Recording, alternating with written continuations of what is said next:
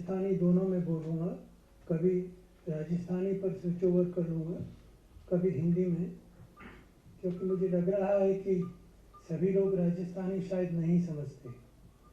तो जिस तरह की राजस्थानी में आईदान सिंह जी लिखते हैं, तो इनकी किताबें आप पढ़ेंगे तो इनके भी कई शब्द आप पूछेंगे कि यो काई लिखियो है, तो काई लिखियो तो बताने वाले कोई ओसी हो नहीं कि यो काई लिखियो है।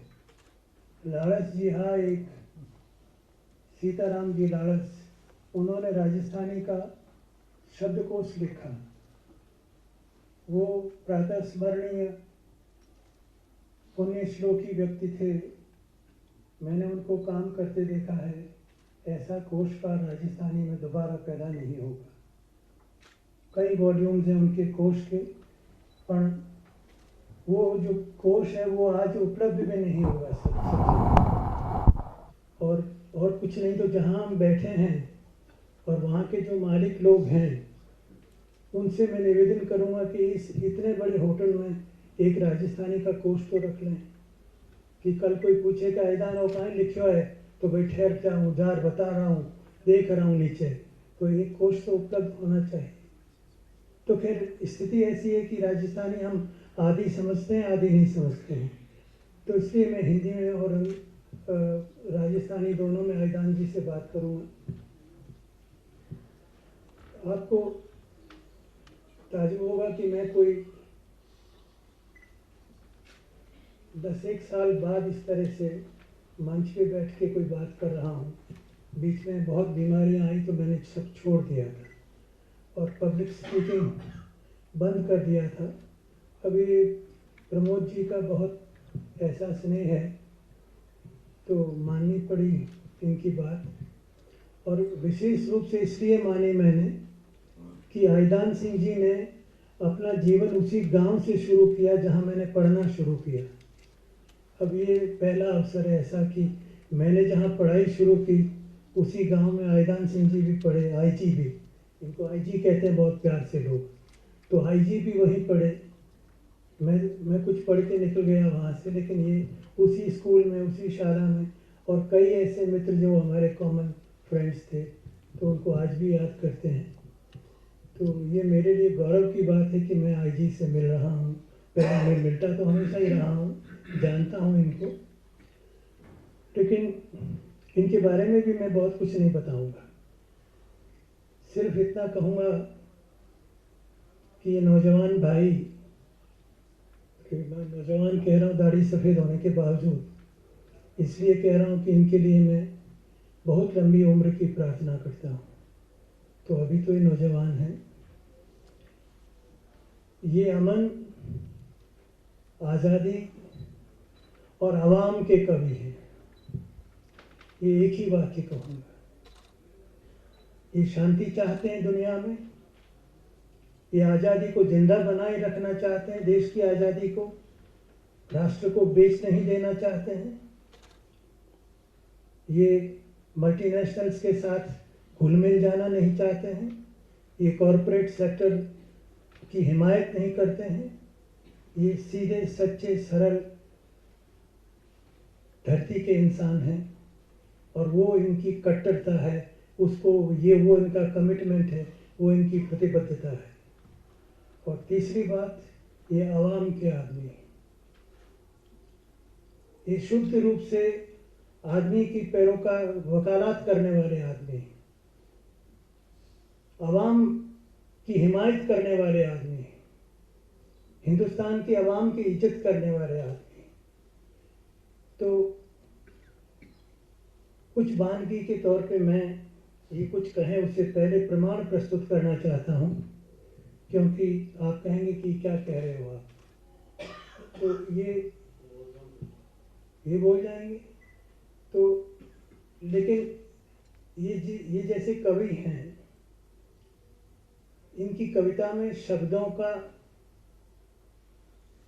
ऐसा चयन है कि आपको बहुत आकर्षित करेगा, और ये फिजूल के शब्द काम में नहीं लेते हैं। He is very cautious about using every word. ये बहुत कंजूसी से शब्दों का इस्तेमाल करते हैं, और इनका डिक्शन, इनका शब्द उत्तर भी देंगे। मैं बीच में इंटरव्यू करूंगा एक तो कविता सुनने के बाद, लेकिन पहले मैं ये अर्ज करूंगा कि इनकी कविता की जड़ें जहां पर हैं। रमेश जी और साथियों, मैं हमारी कविता मध्यकाल री राजस्थान री वो भाषा है जिके मनुष्य तारी रक्षा सारू जिका प्राण दिया हमारा गीत गाया वह डिंगल है। उन गतरी पाठ्य कवितावां नहीं है जिन टाइप री पश्चिमीकृत आज री अपनी कविता है। हमारी कविता में आपने साफ डिंगल री लय नजर आवेला। डिंगल री जब पे बात की है रमेश जी भाई साहब, तो मैं आपने सुनाऊं कि डिंगल रो जो नाद सौंदर्य है वो अद्भुत है। तो आप दो लेना डिंगल ले नाद सौंदर्य जो को अपनो बेसिक डिंगल है, आप सुनो। स्तुति है देवी। काली है मतवाड़ी बाड़ी एकन हाथ बजावे ताड़ी गावत बावन वीर बिचाड़ी आब उताड़ी आकल बावन वीर हबोड़े जोगन 64 रेशम टोड़े भैरव है अगवानी भोड़े चंबर ढोड़े। और डिंगल रो नाद सौंदर्य है। मैं हमारी कविताओं में हमारी पहली जो कृति है वो है हंसतोड़ा होठारो साच। उन हंसतोड़ा होठारो साच में मैं इन डिंगल शैली रो प्रयोग किया। उन्नी एक कविता आप देखो जिक्र में आपने डिंगल रो वो भाषिक रूप मिलेला जो मैं आबार आपने इन कविता में सुनाई हो। मैं देख लियो आब हो जमी, मैं देख लियो आब हो जमी स्वर्ग सू पाताल तक गलते हियाड़े रे हिये सू बासुदीरी झाड़ तक। मैं देख लियो आब हो जमी सदियां सुसोई सभ्यता कुर्लावती बरडावती सिंहासना रे पग नीचे रगत नदियां जावती।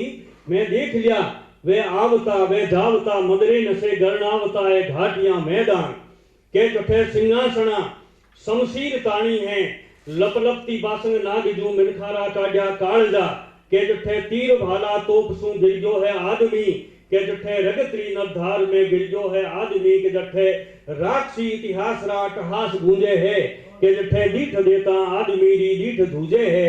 और मैं देख ली छाने सुझा इतिहास री वे आंखियां शोधियां भी नी मिली जन में नमी। मैं देख लियो आबो जमी स्वर्ग सू पाताल तक गलते हियाले रे हिये सू बासुदीरी झाड़ तक। मैं रमेश जी भाई साहब थोड़ो सो आप ज आटो लेन कहनी चाहूं क्योंकि सारा लोग जो शायद इन मारी डिंगल चीज नहीं समझे, तो मैं हिंदी में आपको तो थोड़ा घणो बोल दूं बीच में। वर्षों पहले जब मेरे मित्र राजेंद्र बोहरा जिंदा थे और मैं प्रेस क्लब में बैठा था, तो वहां बीबीसी की एक बच्ची आई हुई थी आपके जंतर मंत्र का रिकॉर्ड करवाने के लिए। तो राजेंद्र जी के बच्चों ने कहा भाई साहब कोई कविता सुनाओ। तो मैंने कहा मैं कविता तो सुना दूंगा पर मैं फंस जाऊंगा। उन्होंने कहा कैसे? मैंने कहा मैं अभी कविता सुना के जैसे ही रुकूंगा वैसे ही ये जो बीबीसी से आई लड़की कहेगी मुझे रिकॉर्ड करवाओ। तो उन्होंने कहा कि आप ऐसा कैसे कह रहे हैं, विश्वास से राजेंद्र जी ने मेरे ऊपर ये। तो मैंने कहा मैं इसलिए कह रहा हूं क्योंकि मैं जानता हूं कि मेरी भाषा की ताकत क्या है। ये जब मैं आपसे कह रहा हूं तो आपको बता दूं कि मैंने ये तो कविता का मैंने एक अंश पढ़ा है, मैंने पूरी कविता पढ़ी है, 4 अंश की थी। और जैसे ही मैंने कविता बंद की वो बच्ची बोली राजेंद्र जी से कि मुझे इस कविता को रिकॉर्ड करना है। और मैं बताऊं कि फिर मैं उस रात को एक प्रकार से जो है ओमेंद्र के साथ होटल में गया, वो सारी चीजें की। तो मैं आपसे कहना ये चाहता हूं कि ये जो राजस्थानी का हमारा नाद सौंदर्य है, राजस्थानी भाषाओं और जो नाद सौंदर्य है और दुनिया की बहुत कम भाषाओं में है। और आवाज की बात अटे खड़ोवन भाई प्रमोद जी जो को कही थी माँ वाली और दादी वाली, तो मैं आपने बताऊं कि जो सुनता नहीं लोग बात, तो राजस्थानी में भाई साहब एक बात क्यों ढंग हो। आप देखो निस्सार का माहो कीकर सार काटे राजस्थानी का लोग, बात क्यों नो एक ढंग। आप तो सब बैठा और हमारी बात सुन रहे हो, लेकिन आप अगर आपस में बातचीत कर रहे हो तो मैं आकर्षित करने वास्ते आप देखो एक राजस्थानी रो 3 चीजों रो टुकड़ो आपने सुनाऊं। ये तीन चीजें क्या है, जिनमें से तीनों में से ही निस्सार निकलती है चीजें, लेकिन फिर भी सार निकलता। आप देखो कि बातरी बात कुड़ा पातरी कुड़ा पात बावली रो कांटो 16.5 हाथ। अब बावली रो कांटो कोई 16.5 हाथ नहीं हुए, बावली रो कांटो 16.5 हाथ, जिन्ना घड़िया 3 पाठ, 2 सुड़ियोड़ा ने 1 चढ़ईनी, 2 सुड़ियोड़ा और 1 चढ़ईनी, जिके में बसे 3 गांव, 2 उजड़ ने 1 बसईनी, जिके में रहे 3 कुंभार, 2 ठोडी ने 1 घर जाणईनी, जिका घड़ी 3 हांडिया, 2 जोजरी ने 1 बाजईनी, जिका में रौंदिया 3 चावल, 2 कटकटिया ने 1 सीजेईनी, जिका में निमतिया 3 ब्राह्मण, 2 इग्यासिया ने 1 जीमेईनी, जिका में लाया 3 गाया, 2 फांडर ने 1 ब्यावीनी, जिका में दीना 3 रुपया, 2 खोटा ने 1 चालेईनी। तो राम जी भला दिन दे कि एक जयपुर शहर हो, उस शहर में एक दिन आईटीसी होटल राजपूताना में एक गोष्ठी हुई, जिके में रमेश जी मैं सवाल पूछा, तो आज अपन दोनों ही आप लोगों ने साथे हूं, तो आप देखो अपन निसार में जीवन की के सार काढा। आखर अपनी भाषा अपना लोग।